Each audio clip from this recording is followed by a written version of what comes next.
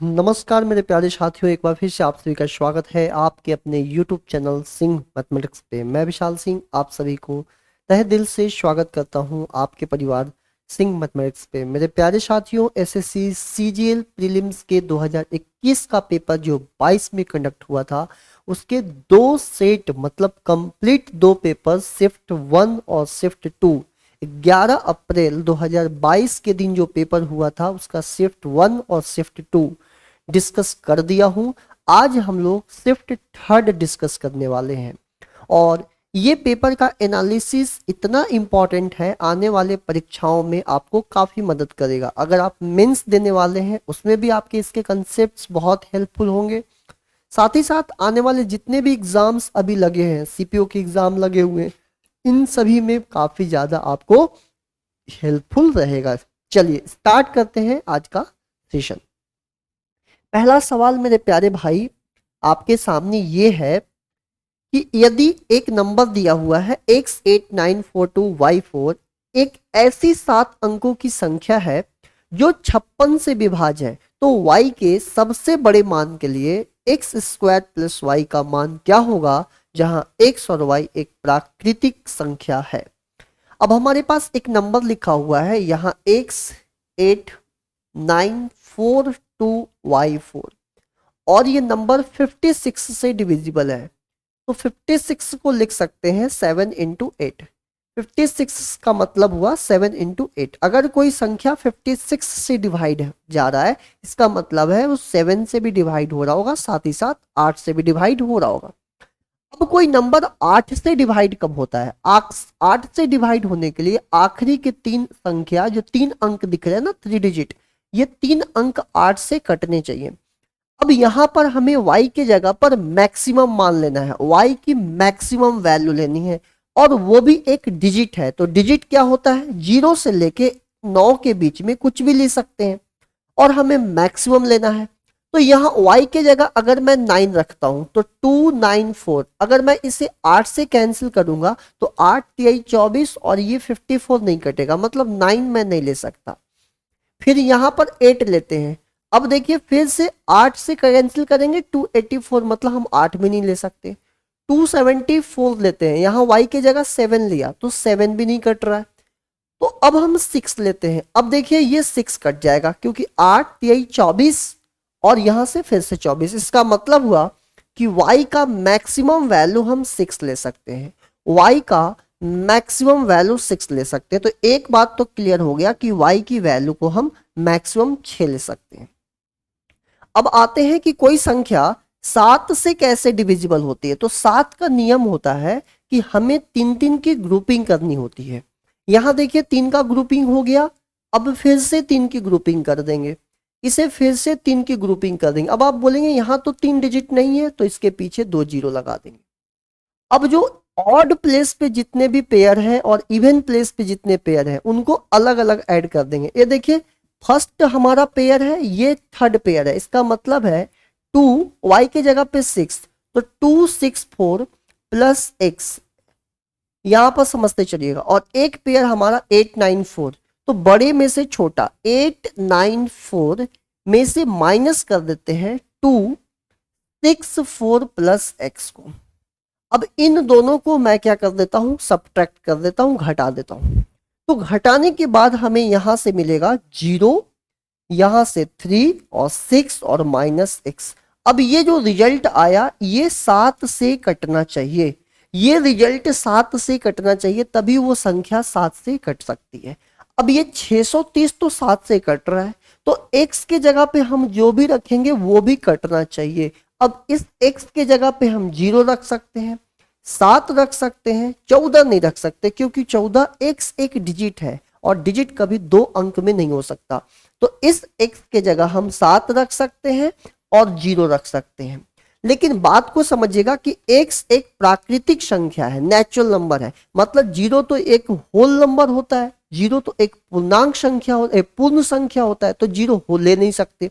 तो हमें x के जगह पे 7 लेना होगा, तो यहां से x की वैल्यू आ जाएगा 7। अगर आपसे x की वैल्यू पूछा होता तो 7 बता देते, y पूछा होता तो 6 बता देते, पर क्वेश्चन पूछा है कि x स्क्वायर प्लस वाई कितना होगा, तो 7 स्क्वायर प्लस 6, तो ये हो जाएगा 55। इसका 55 इस सवाल का एग्जैक्ट आंसर हो जाएगा और वो हो जाएगा option number C. Option number C लगा के आपको आगे बढ़ जाना चाहिए। चलिए आगे बढ़ते हैं अगले सवाल पे। ये बेसिक वी बोर्ड मास पे एक सवाल है, वी बोर्ड मास रूल पे आधारित एक बेसिक सा सवाल है, बहुत ही सिंपल सा सवाल है। देखिए क्या कह रहा है, आपके सामने एक बेसिक वी बोर्ड मास पे आधारित प्रश्न है, इसको सॉल्व कर लेते हैं। 3 में 2 का मल्टीप्लाई करेंगे 6 7/2 हो जाएगा, प्लस ये हो जाएगा 16/3।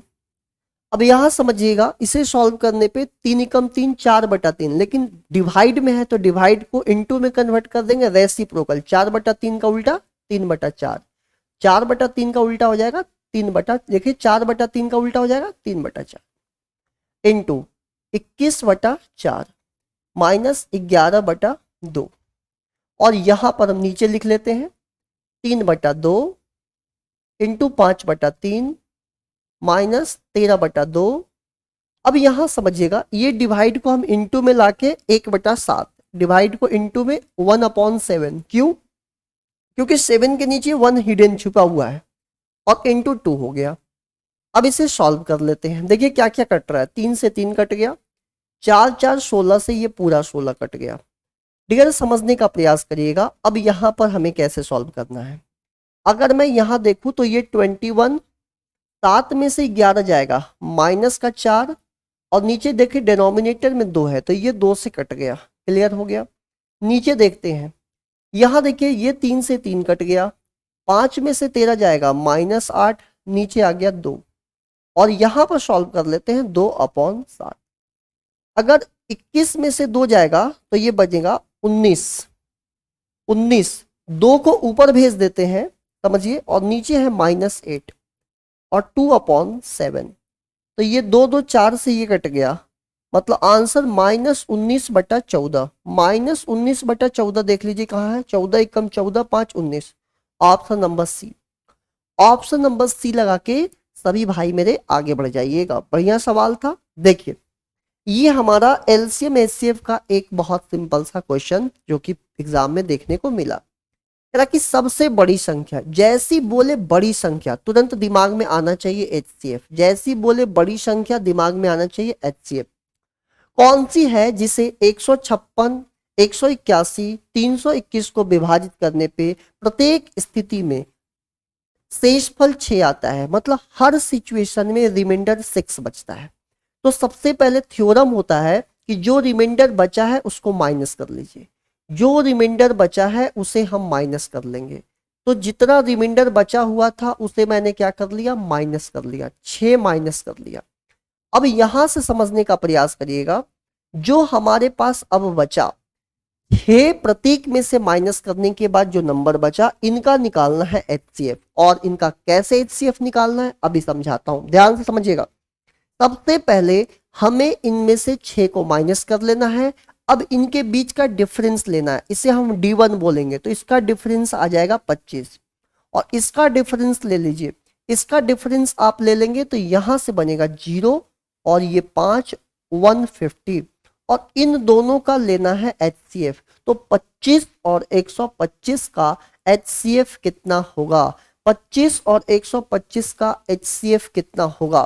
तो डियर एक बात समझिएगा, सिंपल सा आपको एक कॉन्सेप्ट, कि अगर प्रत्येक स्थिति में 6 शेषफल बचने की बात हो रही थी तो इतना भी हम नहीं करते, यहीं पे समझो।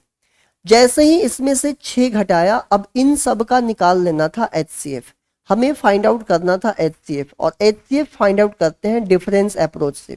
तो मिनिमम डिफरेंस कितना है 25। अब ये 25 इसको भी काट रहा है, इसको भी काट रहा है, इसको भी काट रहा है, इसका मतलब है कि 25 ही हमारा एचसीएफ हो जाएगा, वह बड़ी से बड़ी संख्या हो जाएगा।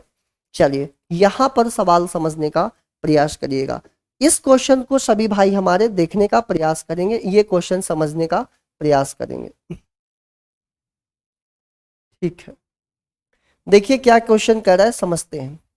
कहता है कि नमक की कीमत में 20% की कमी हुई। नमक की जो कीमत है, पहले उसकी प्राइस जितना था और वो प्राइस न्यू प्राइस हो गया। पहले उसकी प्राइस जो थी ओरिजिनल प्राइस था, अब उसका नया प्राइस हो गया। 20% घट, सॉरी 15% कमी। 15% की फ्रैक्शन वैल्यू होता है 3/20। अगर उसकी पहले प्राइस 20 था तो 20 से 3 रुपया घट गया, इसका मतलब है उसकी प्राइस 20 से 17 हो गई। एक व्यक्ति 272 रुपए में 2 kg अधिक नमक खरीदने में सक्षम बनता है। अब एक बात बताइए, अगर किसी की दाम घट गई है, किसी की प्राइस घट गई है, तो वो पहले के कंपैरिजन में उसी अमाउंट में ज्यादा खरीद पाएगा मटेरियल।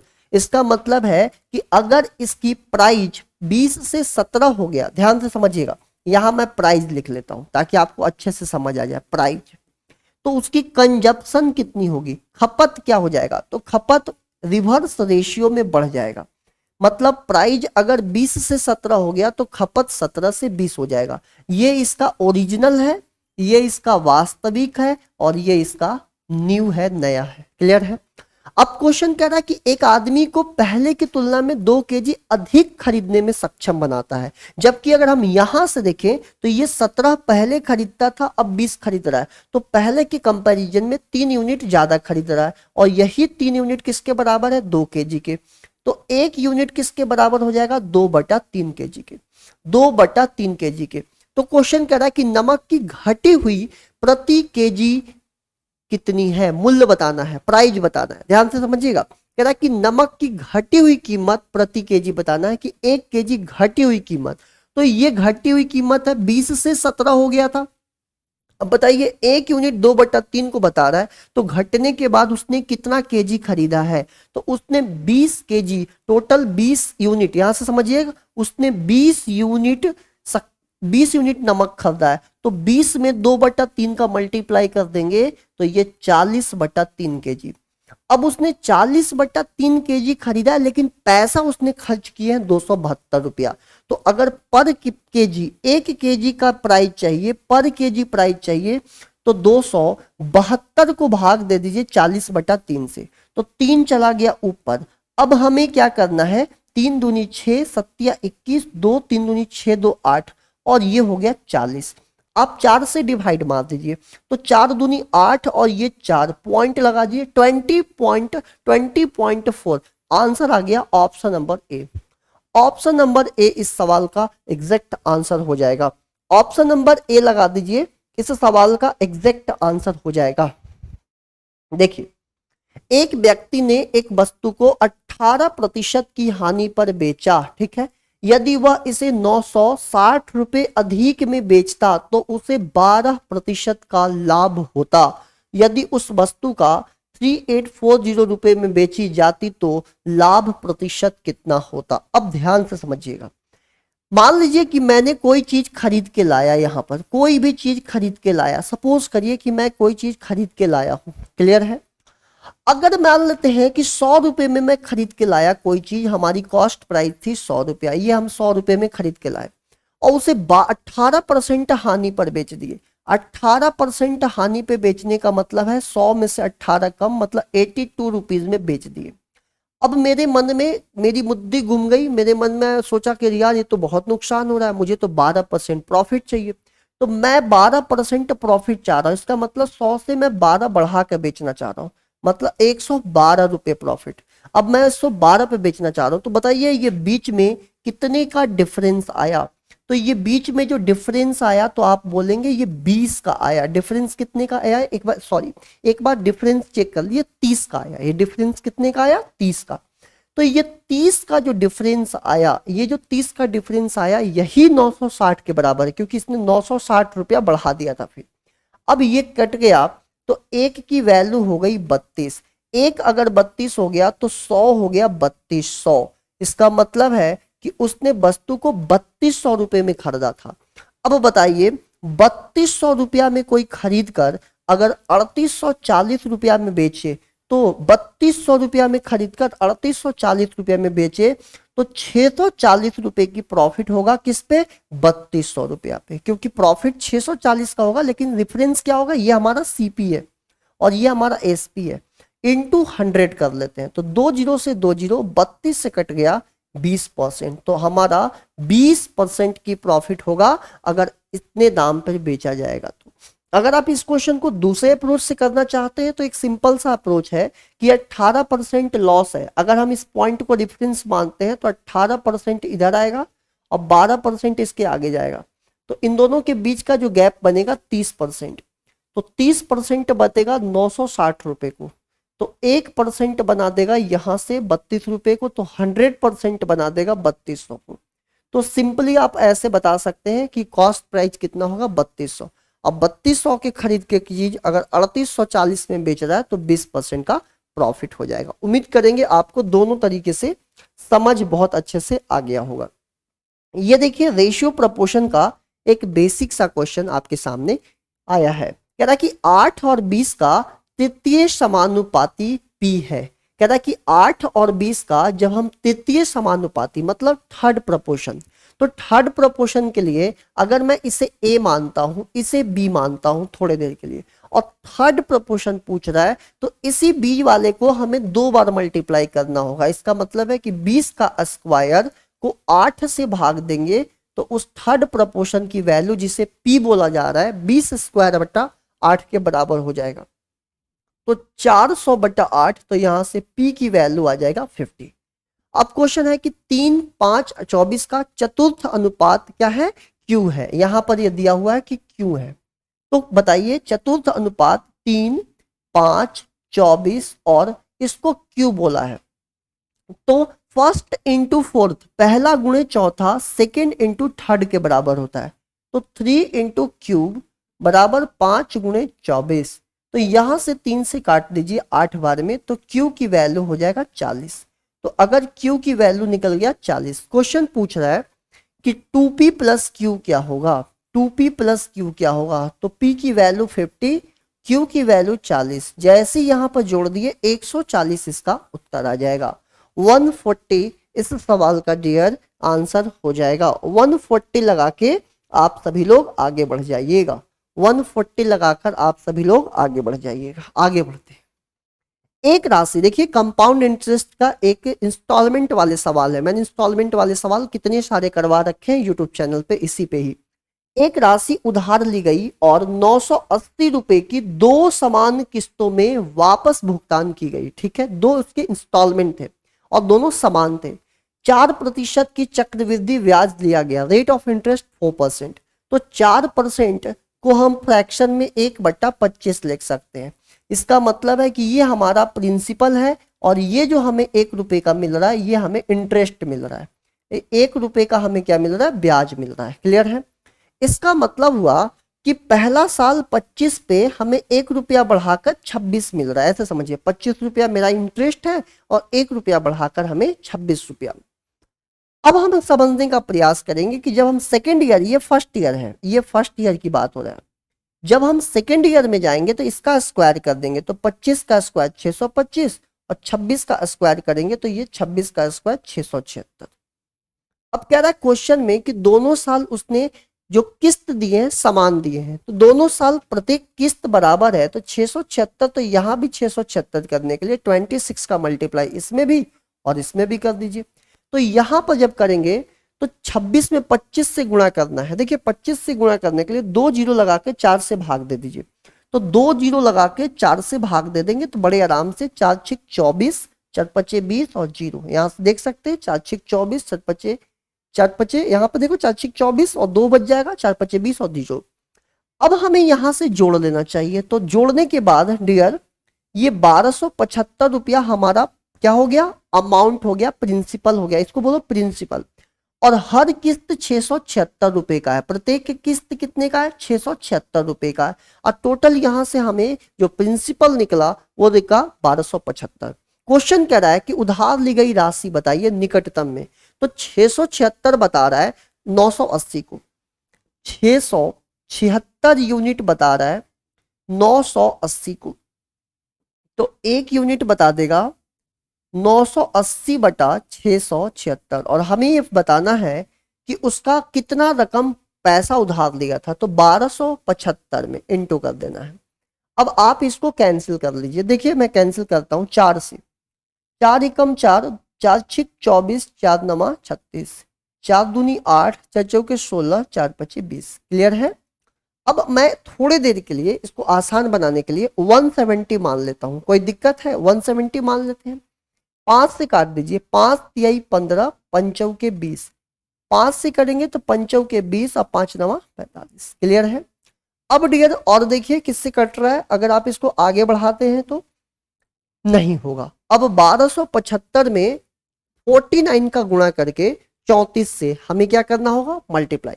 अगर हम इसका डबल लेते हैं तो डबल तो नहीं होगा। देखो एक बार लेंगे तो 34 और डबल थोड़ा पॉइंट बढ़ाओ 1.5, इसका मतलब है कि 1275 में 1.5 3/2। अब यहां से मैं देखूं तो 5 3 15 1 हो जाएगा, 7 21 2 हो जाएगा, 3 दूनी 6 और इसका आधा कर दो तो 2 एकम 2 8 6, 1862 से थोड़ा सा कम होना चाहिए। अब देखो 1862 से भाई मेरे कम वाला वैल्यू कौन है, तो ये हमारा लगा के आ जाना। बोलिए सभी लोग क्लियर है, कर लोगे ऐसे? तो इस तरह से हमें क्वेश्चंस को मार्क करना पड़ता है डियर। तो ये वाला पार्ट को आप कैलकुलेशन है, थोड़ा सा इसको सॉल्व कर लीजिएगा। बहुत बढ़िया सवाल था, कैलकुलेशन इसमें बहुत अच्छी थी। आगे बढ़ते हैं। यहां देखिएगा, इस क्वेश्चन को सभी लोग फोकस करिएगा, ये तो बेहद आसान सवाल है। कह रहा कि 52, 71, 43, 22 ए और बी का औसत 55 है।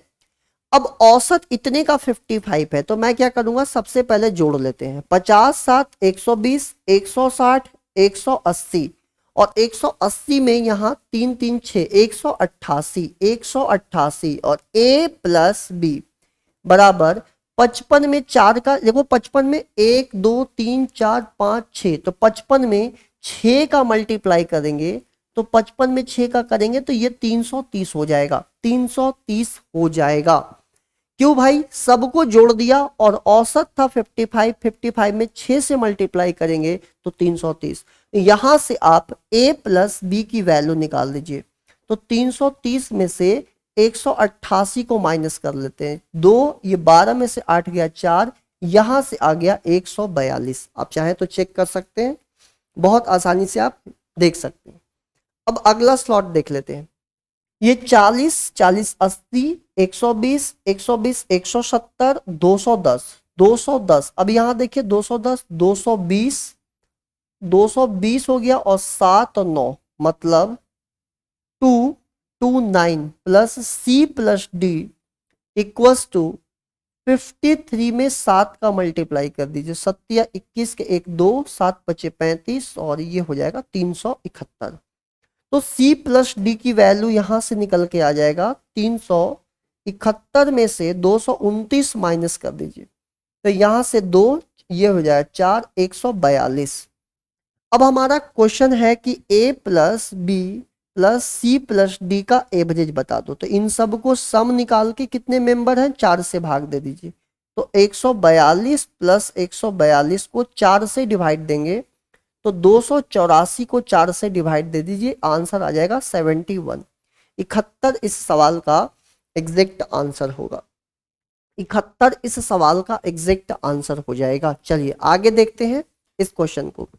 ए किसी काम को 48 दिनों में समाप्त करता है, बी करता है 60 दिनों में। 12 दिनों तक वे साथ में मिलकर काम करते हैं, फिर ए चला जाता है।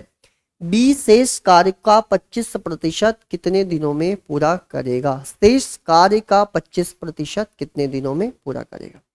एक बात समझिएगा, ए करता है 48 में, बी करता है 60 में।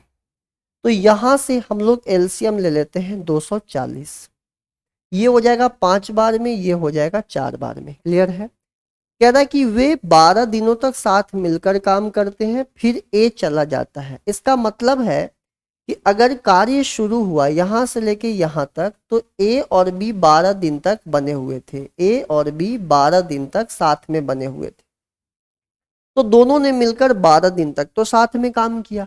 अब बताइए, दोनों मिलकर एक दिन में 9 काम करते हैं, दोनों मिलकर एक दिन में 9 काम करते हैं, 12 दिन तक काम किए, मतलब 108 काम वर्क डन हो गया। ये काम उन लोगों ने कर लिए दोनों ने मिलकर। तो बताइए वर्क लेफ्ट कितना है, कितना काम बच गया। तो 240 काम में से 108 काम हो गया, इसका मतलब है कि 132 काम करना बाकी है। अब इसके बाद ए छोड़ दिया, तो ये बचा हुआ काम जो था उसको किसने किया है, बी ने। इस बचे 132 काम को बी ने किया, लेकिन पूरा काम नहीं करना, हमें केवल 25% कराना है।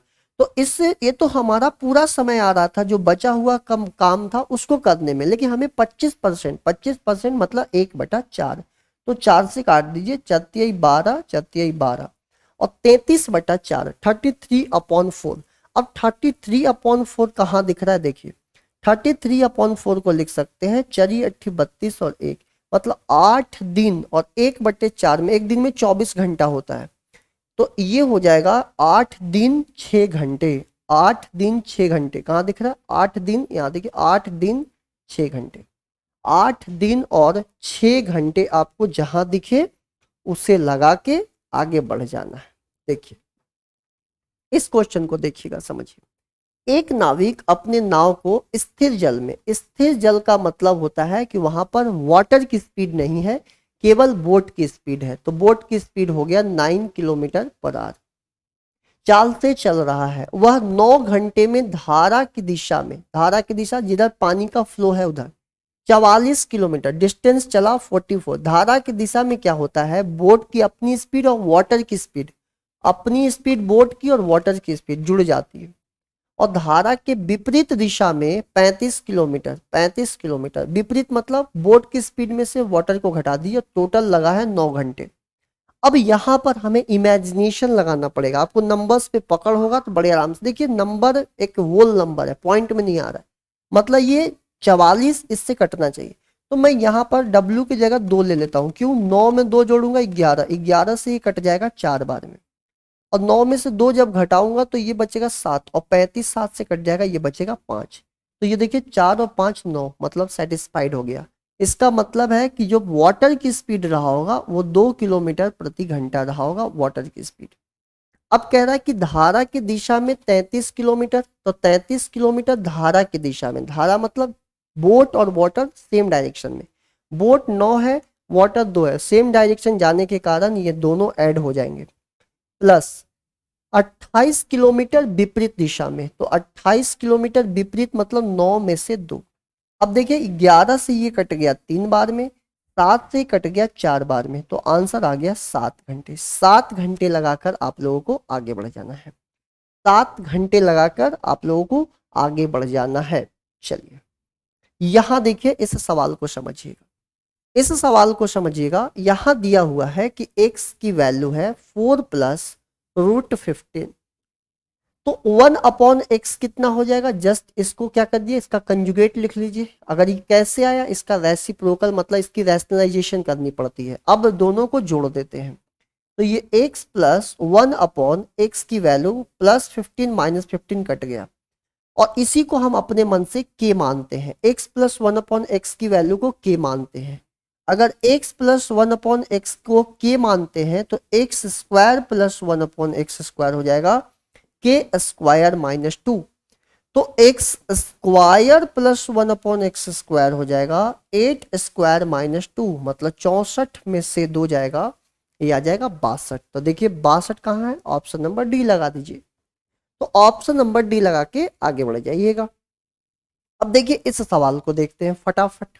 कह रहा है कि यदि a² + b² + c² की वैल्यू 6.25 है और AB + BC + CA दिया है 0.52, हमसे पूछा है A + B + C का मान क्या होगा।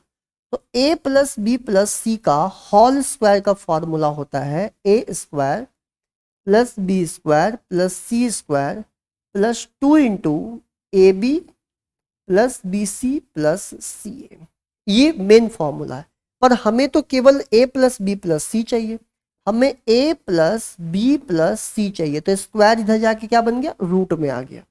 तो A² + B² + C² + 2 × AB + BC + CA। अब देखिए A² + B² + C² की वैल्यू दिया हुआ है, तो यहां पर 6.25 + 2 × देखिए AB + BC + CA की वैल्यू दिया हुआ है 0.52, तो यहां से बन गया, अगर हम इसको जोड़ देते हैं 1.04 को, तो देख लीजिए 7.29 बनेगा।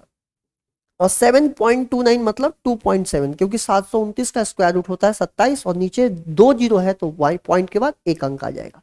अब ये प्लस माइनस दोनों में आएगा, क्यों? क्योंकि स्क्वायर जो था वो शिफ्ट होने के बाद रूट में बना, तो यहाँ प्लस माइनस दोनों साइन चल रहा है साथ में।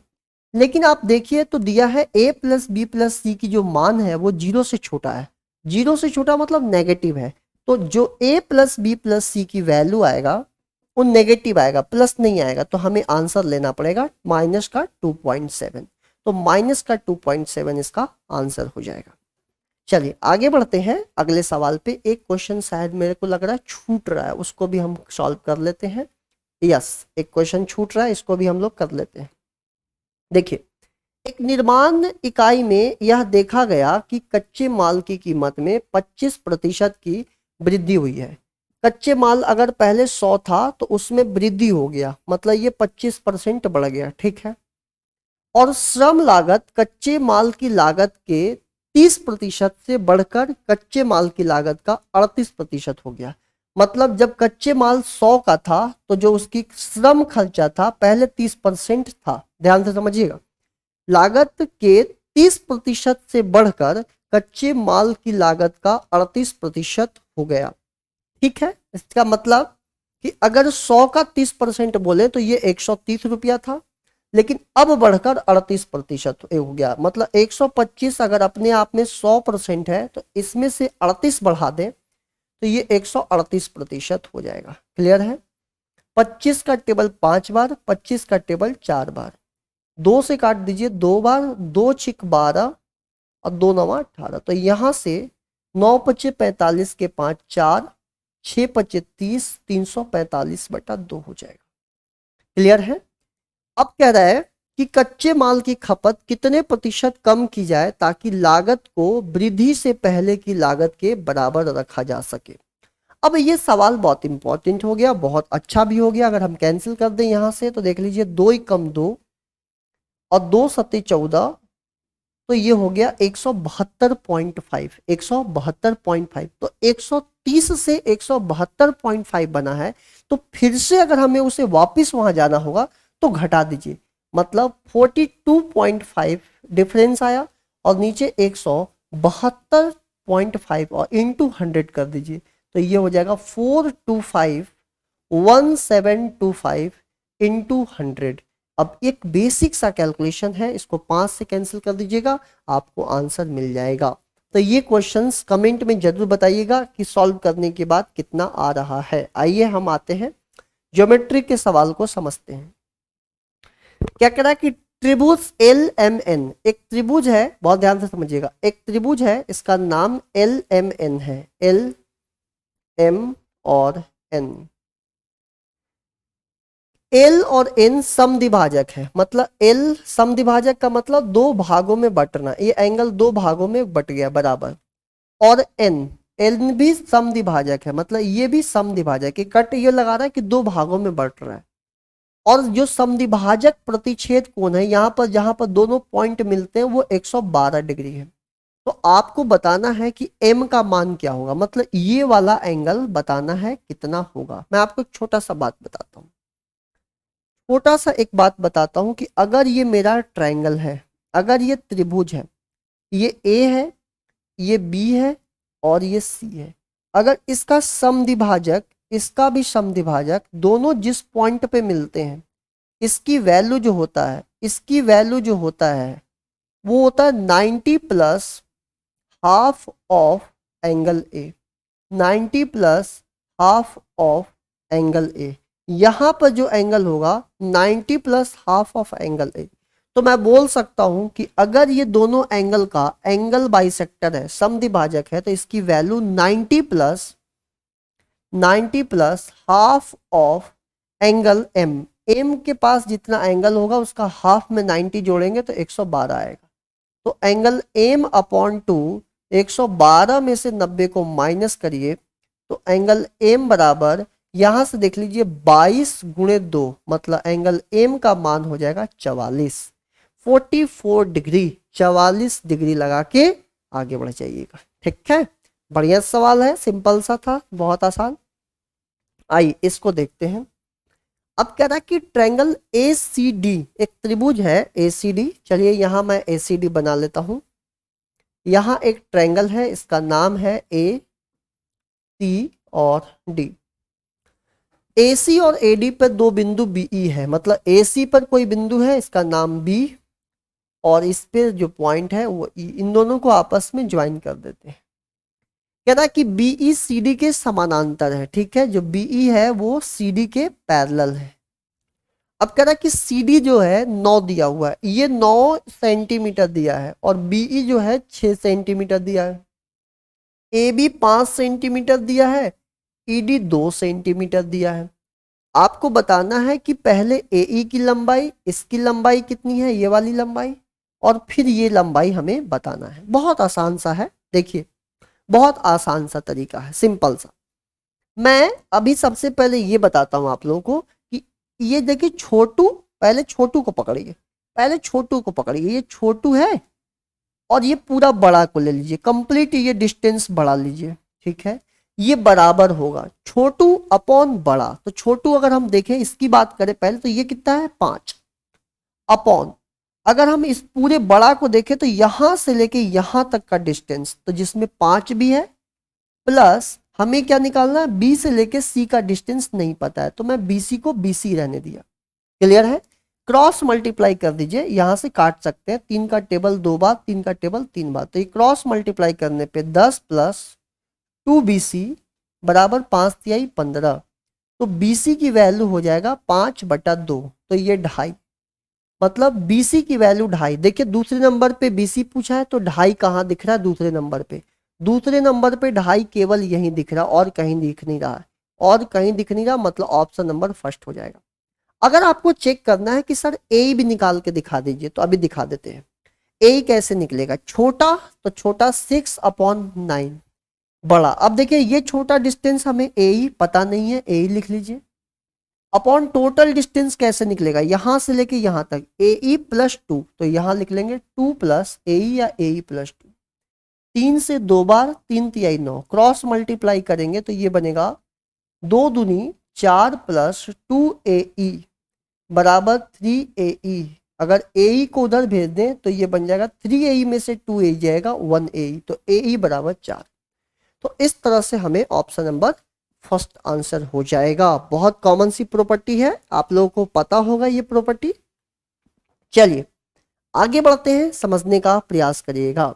दो वृत्त एक दूसरे को T पर बाह्य रूप से स्पर्श करते हैं, मतलब दो सर्कल है और दोनों सर्कल बाहर के किसी एक पॉइंट पे, T पॉइंट पे स्पर्श करती है, एक दूसरे को टच करती है। RS एक ऐसी रेखा है, अनुपर्श बिंदु क्या है, यहां देखिए अनुपर्श उभयनिष्ठ स्पर्श रेखा है, जो बिंदुओं को P और Q पर स्पर्श करती है। मतलब RS एक स्पर्श रेखा है, दोनों को टच करने वाली रेखा जो P और Q पे स्पर्श करती है। तो यहां पर एक स्पर्श रेखा खींच लेते हैं, मतलब ये जो हो गया कॉमन टेंजेंट हमारा। यहां देख लीजिए क्या हो गया, एक टेंजेंट कर दिया हम लोगों ने, एक टेंजेंट कर दिया, कॉमन टेंजेंट। यहां से कॉमन टेंजेंट जो खींचे, ये P पॉइंट हो गया, ये Q पॉइंट हो गया, और जो लाइन है ना ये, इसकी नाम है RS, इसकी नाम क्या है RS। अब मेरी बात को ध्यान से समझिएगा, TPQ मतलब इस T यहां से मिला दिए TPQ, इसका मतलब ये एंगल 42 डिग्री दिया है, और आपसे पूछा है कि PQT क्या होगा, PQT इसका मतलब आपसे ये एंगल पूछा है। बहुत ध्यान से एक मेरी बात समझिएगा, जब भी दो सर्कल किसी एक पॉइंट से एक्सटर्नली टच करता है, तो वहां पर बहुत ध्यान से यहां पर जो एंगल फॉर्म होता है वो 90 डिग्री होता है। कितना होता है, 90 डिग्री। मैं इसका डेरिवेशन भी दे सकता हूं कि 90 डिग्री कैसे, पर क्लास बहुत लेंदी हो जाएगी। तो ये 90 डिग्री हो गया, ये एंगल हमें कितना बन गया, 90 डिग्री। ये देखो ये 90 डिग्री का कोण बन गया। अब ये 90 डिग्री बन गया, तो अगर मैं पूरे त्रिभुज को देखूं एक साथ, तो ये 42 है और ये 90 है, और हमें ये बताना है कि ये क्या होगा। तो तीनों को जोड़ने पे यहां से तीनों को जोड़ने पे 180 आएगा, तो x की वैल्यू हो जाएगा 48 डिग्री। अगर हम जोड़ दें तो 90 में 42 जोड़िएगा तो कितना हो जाएगा 132, 132 में अगर 48 जोड़ दें तो ये 180 हो जाएगा, मतलब 48 डिग्री उसका आंसर हो जाएगा। चलिए आगे बढ़ते हैं, अगले सवाल पे फोकस करिएगा। अगला सवाल देखते हैं क्या कह रहा है। केंद्र O वाले एक वृत्त का व्यास AB है, ठीक है। एक हमें सर्कल बना लेना है, इसका सेंटर O है, AB एक इसका डायामीटर है। ये हमारा A हो गया, ये हमारा B हो गया डायामीटर। C और D दो ऐसे बिंदु हैं जो AB के दोनों ओर, अब ध्यान दीजिए दोनों ओर, मतलब C और D दो पॉइंट है जो AB के दोनों ओर है। मतलब अगर ये C इधर मान लेते हैं और D को मैं इधर मान लेता हूं, कोई दिक्कत? अब यहां ध्यान दीजिए, इस तरह से मैंने मान लिया, क्लियर। अब कह रहा कि CAB, ध्यान से समझिएगा, CAB ठीक है 42 डिग्री है, 42 डिग्री। CAB, यहां एक चीज समझने का प्रयास करिएगा, CAB 42 डिग्री और ABD, ABD ये वाला एंगल दिया हुआ है यहां से 57 डिग्री, ठीक है, ये 57 डिग्री दिया हुआ है। डियर यहां समझिएगा CAB मतलब ये एंगल 42 डिग्री दिया हुआ है। अब मैं थोड़े से इसको ज्वाइन कर लेता हूं ऐसे ही, और इसे भी हम ज्वाइन कर लेते हैं। चलिए अब डियर समझने का प्रयास करिएगा मेरी बातों को।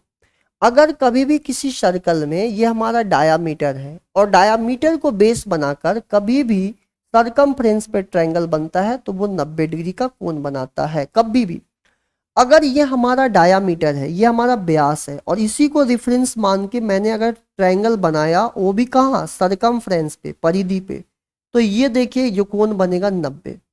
और अगर ये 90 है, ये 42 है, इसका मतलब 132, तो ये वाला कोण कितना हो जाएगा 48 हो जाएगा। बोलिए हाँ या ना। अब इसकी बात कर लेते हैं। ये देखिए, ये अगर हमारा डायामीटर है, इसको बेस बनाकर अगर मैं सर्कमफ्रेंस पे यहाँ ट्रायंगल बनाया तो ये कितना हो जाएगा 90। 90 में अगर 57 जोड़ेंगे तो 147। 147 में मेरे प्यारे साथी 33 डिग्री जोड़ देंगे, 147 में 33 जोड़ देंगे तो हमारा 180 का ये ट्रायंगल बन जाएगा। अब मेरा क्वेश्चन क्या है, CAD और CBD, अब याद ध्यान दीजिए CAD ये कंप्लीट एंगल, तो 42 में 33 जोड़ेंगे तो कितना हो जाएगा 75 डिग्री, 75 डिग्री। और इसको कंप्लीट देख लेते हैं CBD, तो 48 में अगर आप 57 जोड़ेंगे तो ये बनेगा 108 से 15 5 105 डिग्री। अगर 75 और 105 का डिफरेंस में ऑप्शन में होता है, देखिए 75 और 105 हमारा आंसर हो जाएगा। डिफरेंस पूछा होता तो दोनों को घटा देते, 30 डिग्री हमारा आंसर आ जाएगा। चलिए आगे बढ़ते हैं, अगले प्रश्न की ओर आते हैं। अगला सवाल देखिएगा। अगला सवाल है कि सेक की वैल्यू दिया हुआ है। अब सेक थीटा होता क्या है, कॉस होता है बेस अपॉन हाइपोटेनस, तो ये हाइपोटेनस हो जाएगा, ये हो जाएगा बेस। अपनी मर्जी से एक छोटू सा त्रिभुज बना लीजिए, यहां एंगल ले लीजिए, बेस है 8, हाइपोटेनस 90 के सामने 17, 8 15 17, एक ट्रिपलेट याद होता है, पाइथागोरियन ट्रिपलेट याद रखिएगा, 8 15 17, 8 15 17 एक पाइथागोरियन ट्रिपलेट है, ये पाइथागोरस के नियम को फॉलो करता है। अब पूछ रहा है क्या, आइए उस पर चर्चा कर लेते हैं। यहां है 34 साइन ए, साइन थीटा हो जाएगा perpendicular upon hypotenuse, plus cot क्या हो जाएगा, कॉट हो जाएगा बेस अपॉन परपेंडिकुलर। यहां से 68 कॉस की बात कर लेते हैं, कॉस ए हो जाएगा बेस अपॉन हाइपोटेनस, और tan हो जाएगा परपेंडिकुलर अपॉन बेस, तो ये हो जाएगा 15 अपॉन 8। बस अब छोटा सा इसका कैलकुलेशन है, काट दीजिए, 17 से कट जाएगा 2 बार में, 15 से 15, 17 से 4 बार में, 8 से 2 बार में। क्लियर है। अब देखिए 15 दूनी 30, तो 15 दूनी 30 और प्लस 8 अपॉन यह हो जाएगा 32। अब 32 में से 30 गया तो 38/2, 38 को 2 से डिवाइड मारेंगे 19 आ जाएगा आंसर। 19 इस सवाल का आंसर हो जाएगा 19। 19 लगा के आगे बढ़ जाइएगा। चलिए डियर आगे बढ़ते हैं, अगला सवाल समझने का प्रयास करिएगा। अगला सवाल क्या है देखते हैं। tan² a plus 2 tan A minus 63 बराबर 0। अब आपको एक चीज समझ आ रहा होगा, ये कुछ इस तरह का दिख रहा है क्या, ये कुछ इस तरह का दिख रहा है क्या, जरा बताइए। ये एक द्विघात समीकरण क्वाड्रेटिक इक्वेशन, अगर मैं थोड़े देर के लिए tan a को अपनी मर्जी से x मान लेता हूं तो क्या ये ऐसा दिखेगा क्या।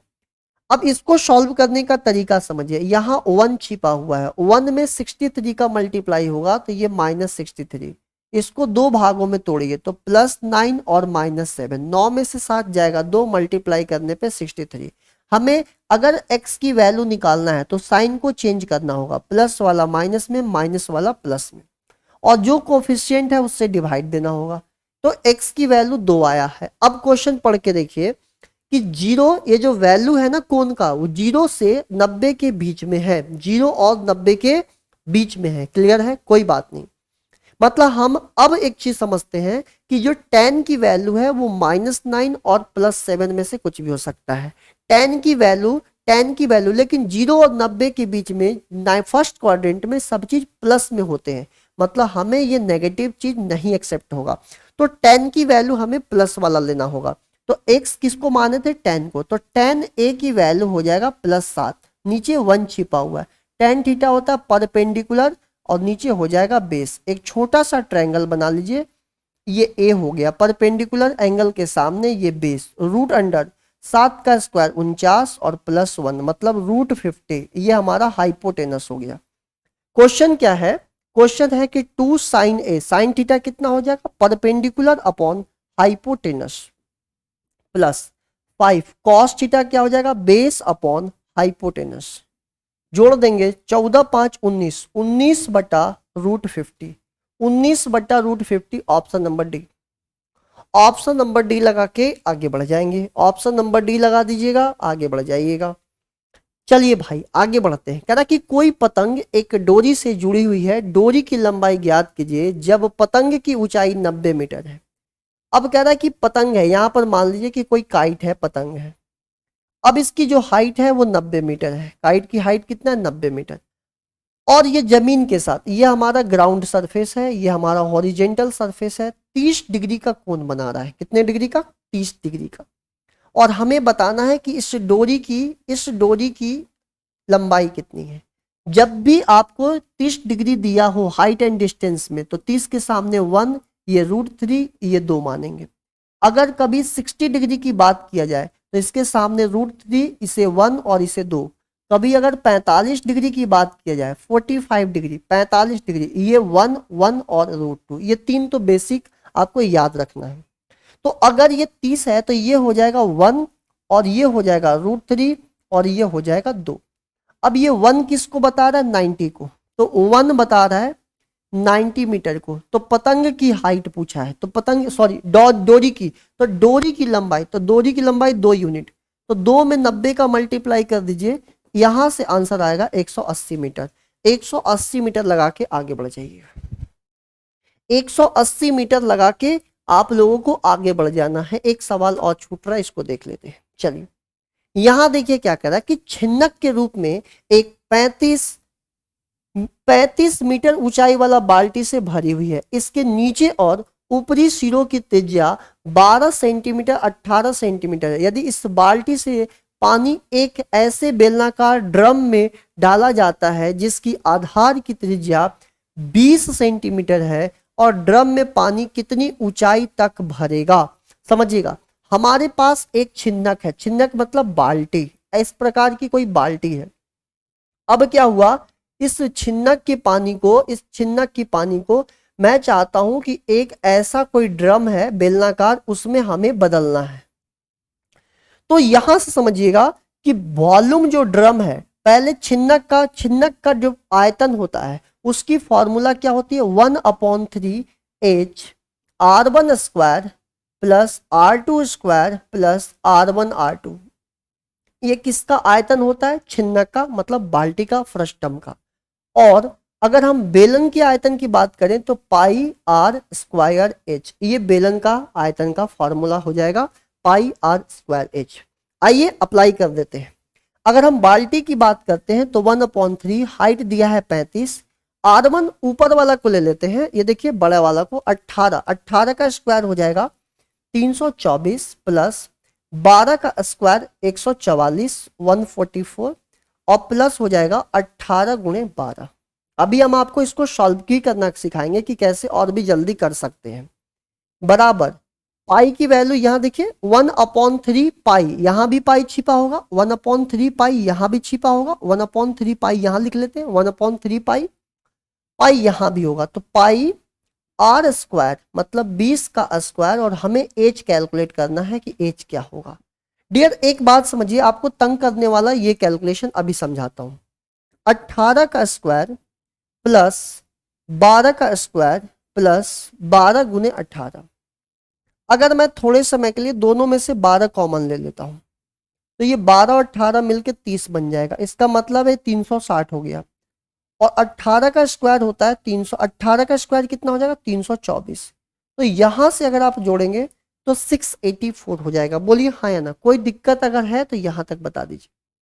R1 square plus R2 square plus R1 R2, तो यहां से 18 का स्क्वायर 12 का स्क्वायर प्लस 12 गुणे 18, अगर इसमें से 12 कॉमन लिए तो 12 18 30, 30 में गुणा किए 360, 360 में इसको जोड़ दीजिए 324 को, तो ये आपको यहां से प्राप्त हो जाएगा। तो पाई से पाई कैंसिल हो गया, पाई से पाई कट गया, कोई दिक्कत, 5 सत्ते 35 और 5 से काट दीजिए 4 बार में, क्लियर है। तो ये बन गया 7/3 684 बराबर 4 इंटू 20 इंटू एच, क्लियर है यहां तक। अब इसको कैंसिल कर लेते हैं, 3 से काटिएगा तो 3 दूनी 6, 3 दूनी 6 और 3 अट्ठे 24, ये 4 से देखिए कट रहा है, 4 पचे 20 और 4 सत्ते 28, अगर मल्टीप्लाई करें तो 7 49 9 4 7 पचे 35, ये डियर हो गया 20 से डिवाइड मार दीजिए, एच की वैल्यू आ जाएगा 1 कम 1 9 8.5, तो 19.85 कहां दिख रहा है 19.95, 19.95 इसका एग्जैक्ट आंसर होगा सॉल्व करने के बाद। 19.95 इसका क्या होगा एग्जैक्ट आंसर हो जाएगा। चलिए इसका आंसर देखो क्या होगा, कह रहा है कि पाई चार्ट में 1800 छात्रों का ग्रेड में प्रदर्शन दर्शाया गया है, किन दो ग्रेड्स के मिलाकर विद्यार्थियों की संख्या बी और ई के मिलाकर विद्यार्थियों की संख्या से 54 कम है। टोटल 1800 विद्यार्थी हैं जो अलग अलग ग्रेड्स में हैं, और कह रहा है कि बी और ई मिलाकर विद्यार्थी की संख्या से 54 कम विद्यार्थी कौन से ग्रेड में है। तो पहले बी और ई की बात कर लेते हैं। तो यहां देखो आप लोगों को अगर अच्छे से नहीं दिख रहा है तो मैं बता देता हूं, ये 8% है, ये 11% है, ये 24% है, ये 30% है और ये 27% है। ये बी ग्रेड है, ये ए ग्रेड है, ये सी ग्रेड है, ये डी ग्रेड है और ये ई ग्रेड है। अब बी और ई की बात कर लेते हैं, तो बी और ई यहां देखिए, बी और ई मिला के 27 प्लस 8 हो जाएगा 35%, 27 और 8 35%, तो 35% में से 54 कम, अब 54% में नहीं है लेकिन किसका 1800 का, परसेंट निकालने के लिए 100 से गुणा करते हैं, तो ये 2 जीरो से 2 जीरो 18 तिया 54, मतलब 35% में से 3 गया 32%। अब देखो 32% कहां बन रहा है, सी और ई की बात करते हैं, तो सी 28, ई है 8, 28 4 32, मतलब एक ही बार में आंसर आ गया। अगर ये नहीं तो दूसरा बार जोड़ लेते। तो यही सब है जो आपको टेक्निक्स धीरे धीरे अपने अंदर लाना पड़ेगा, ये सब टेक्निक्स अपने अंदर आपको सम्मिलित करनी होगी। अब ये देखिए एकेडमिक सेशन है 2019 का है और ये 2020 का, इसका सवाल देखते हैं। कह रहा है कि निम्नांकित पाई चार्ट शैक्षणिक वर्ष 2019 और 2020 के दौरान एक संस्थान के विभिन्न विभागों में पढ़ने वाले छात्रों की संख्या को दर्शाता है। शैक्षणिक वर्ष 2019 और 2020 में छात्रों की कुल संख्या क्रमशः 2000 और 2400, ठीक है। अब देखिएगा 2020 में इंजीनियरिंग के छात्रों की संख्या में प्रतिशत वृद्धि या कमी कितनी है। अब बहुत सिंपल सी बात है कि 2019 में टोटल 2000 बच्चे थे और 2020 की बात करें तो 2400 बच्चे हैं, ठीक है। देखिएगा इंजीनियरिंग की बात हो रहा है कि कितना वृद्धि हुआ या कमी हुआ। अगर मैं इंजीनियरिंग की बात करता हूं तो 2019 में टोटल 2000 बच्चे थे और उसमें से 13% इंजीनियरिंग किए और 2020 में 2400 बच्चे हैं लेकिन इंजीनियरिंग करने वाले 12% हैं। अब हम लोग देखेंगे कि कितना वृद्धि हुआ, कितना परसेंट चेंज आया है। आप पहले कैंसिल कर दो तो परसेंट तो कट गया भाई, परसेंट कट गया, 2 जीरो से 2 जीरो काट दो, 4 का टेबल 5 बार और 4 का टेबल 6 बार। अब ये हो गया 65 और ये हो गया वार्षिक 72। 65 बन गया 72, बताइए 65 बन गया 72, कितना चेंज आ गया, 7 बढ़ गया। 65 के रिस्पेक्ट में परसेंट लाना है तो 100, 5 का टेबल 13 बार, 5 का टेबल 20 बार, 140 को 13 से भाग दीजिए, 13 एकम 13 मतलब 10 पॉइंट समथिंग। 10 पॉइंट समथिंग कहाँ आ रहा है, देखो 10 दशमलव। अब यार दो जगह है, ऐसा समझो दो जगह दिख रहा है, कोई बात नहीं। अगर हम बात करें 13 का टेबल 10 बार पढ़ोगे तो 130, 10 बचेगा, पॉइंट लोगे तो 1 जीरो। तो 13 का टेबल अगर हम कितनी बार पढ़े तो 100 को अप्रोच कर पाएंगे। तो 100 को अप्रोच करना, इसका मतलब 13 सते 91, तो ये 10.77% आ जाएगा, 77%। मतलब ऑप्शन नंबर सी लगा के हमें आगे बढ़ना चाहिए। ऑप्शन नंबर सी लगा के हम सबको क्या करना चाहिए, आगे बढ़ जाना चाहिए। आइए, कह रहा है कि निम्नांकित बार ग्राफ में 5 राज्यों A B C D E में युवाओं की कुल संख्या लाखों में और बेरोजगार प्राप्त युवाओं की संख्या लाखों में दर्शाया गया है। ठीक है, यहाँ दो तरह की बातें हैं, एक तो आपको यूथ को दिखाया है और एम्प्लॉयड यूथ के बारे में बताया गया है कि मतलब कितने लोग रोजगार हैं। तो कह रहा है कि किस राज्य में सबसे ज्यादा बेरोजगार युवा है। तो अगर हम पहले की बात करते हैं तो टोटल हमारे जो यूथ हैं, टोटल जो हमारे नौजवान हैं वो कितने हैं, 12 लाख है, लाख में दिया है। और कितने के पास एम्प्लॉयड है, एम्प्लॉयमेंट कितने का है, 10.5। तो कितने लोग के पास नहीं है, दोनों का डिफरेंस ले लो। ठीक है, तो कह रहा है कि कौन से राज्य में सबसे ज्यादा बेरोजगार है। तो देख लेते हैं, पहले वाले राज्य में डिफरेंस आया 1.5, दूसरे में आया है 1, तीसरे में आ रहा है 1.5, क्लियर है।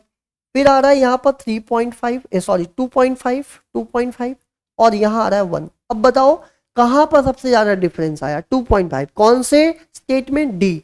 तो स्टेट डी में सबसे ज्यादा अनएम्प्लॉयड लोग हैं, मतलब जिनके पास कोई नौकरी वोकरी कुछ नहीं है। आइए इस क्वेश्चंस को देखो भाई, सब लोग समझना है क्या कह रहा है।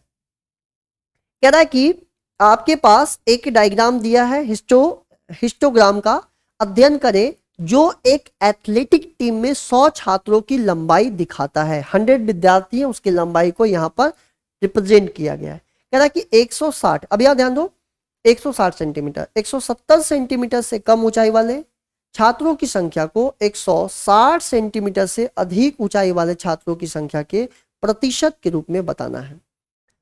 क्वेश्चन पढ़ के देख लीजिए, अंग्रेजी में भी पढ़ लीजिए क्या कह रहा है कि the express the number of students with height less than 170 as the percent of number of state which heights more than 160। 170 से कम, तो 170 से देखो कितने लोग कम है, 170 से कितने लोग कम है, 170 से ये 20, 12 और 6, 20 12 32 और 38। 170 से जो कम लोग हैं वो हैं 38 और 160 से ज्यादा कितने लोग हैं, 160 कहां दिख रहा है, 160 से ज्यादा लोग, तो 20 और 24 44। 44 में अगर हम 10 जोड़ देते हैं, 44 में 10 जोड़े 54, 54 में अगर 4 जोड़ देते हैं तो ये 58, 58 में 10 जोड़ते हैं तो ये हो जाएगा 68, 68। अब हमसे पूछा है कि आप उसको परसेंटेज में बता दो कि कितना परसेंट होगा, बस। तो ये 38 को 68 के डिफरेंस में परसेंट निकाल दो, पता चल जाएगा कि कितना परसेंट है, आंसर आ गया। उम्मीद करते हैं भाई आपको ये पूरी कंप्लीट वीडियो बहुत मजेदार लगा होगा, बहुत यूजफुल रहा होगा, मजा आ गया होगा। पूरे के पूरे 25 क्वेश्चंस मैंने आपके सामने डिस्कस किए। आप देख सकते हैं कि किस तरह से सीजीएल में क्वेश्चंस पूछे जाते हैं। आपको अपनी कैलकुलेशंस को भी थोड़ी सी अच्छी करनी पड़ेगी, साथ ही साथ आपको प्रैक्टिस करना पड़ेगा कि क्वेश्चंस बहुत कैलकुलेटिव्स होते हैं, बहुत कैलकुलेटिव्स भी नहीं बोल सकते, लेकिन आपको थोड़ी सी कैलकुलेशंस अच्छी करनी पड़ेगी। फिर हमारी मुलाकात होगी अगले वीडियो में कंप्लीट पूरी वीडियो सॉल्यूशन लेकर आऊंगा पूरे एक पेपर का, जिससे आप क्वेश्चंस की नेचर को समझ सकते हैं और क्वेश्चंस की परफेक्ट एक एनालिसिस कर पाएंगे कि किस टाइप के पैटर्न्स टीसीएस पूछ रहा है, किस प्रकार के हमें अपने आप के अंदर इंप्रूवमेंट लाना होगा, कैसे हम मॉक टेस्ट एसटी जब दे तो अपने आप को इंप्रूवमेंट लाएं ताकि क्वेश्चंस में हमारे मार्क्स जो है फैच करें। मुलाकात होगी अगली वीडियो में। अगर वीडियो पसंद आया हो तो लाइक शेयर अपने साथियों में शेयर तो जरूर करिएगा और बेल आइकन को प्रेस करके नोटिफिकेशन को दबा दीजिए ताकि आपके पास प्रॉपर नोटिफिकेशन समय समय पे मिले। सब्सक्राइब जरूर करके रखिएगा तभी तो नोटिफिकेशन को प्रेस करिएगा। और हमारे सिंह मैथमेटिक्स के आप टेलीग्राम ग्रुप को ज्वाइन कर लीजिए, टेलीग्राम ग्रुप को ज्वाइन कर लीजिए, टेलीग्राम ग्रुप को ज्वाइन कर लीजिए। इसके लिए सभी लोग टेलीग्राम पे जाके सिंह मैथमेटिक्स SINGH और मैथमेटिक्स जैसे ही MATHE लिखेंगे आपको दिख जाएगा, सिंह मैथमेटिक्स लिखिए आपको दिख जाएगा। इस ग्रुप को ज्वाइन कर लीजिए ताकि जो अभी क्लास चली है इसकी पूरी PDF आपको वहां पर मिल जाएगा। PDF साथ ही साथ आपको वीडियो का लिंक और भी स्टडी मटेरियल के लिए आप PDF ज्वाइन कर सकते हैं, वहां से आपको काफी मदद मिलेगा। तो थैंक यू सो मच, अपना ख्याल रखिए, खुश रहिए। मुलाकात होगी अगले वीडियो में, तब तक के लिए धन्यवाद।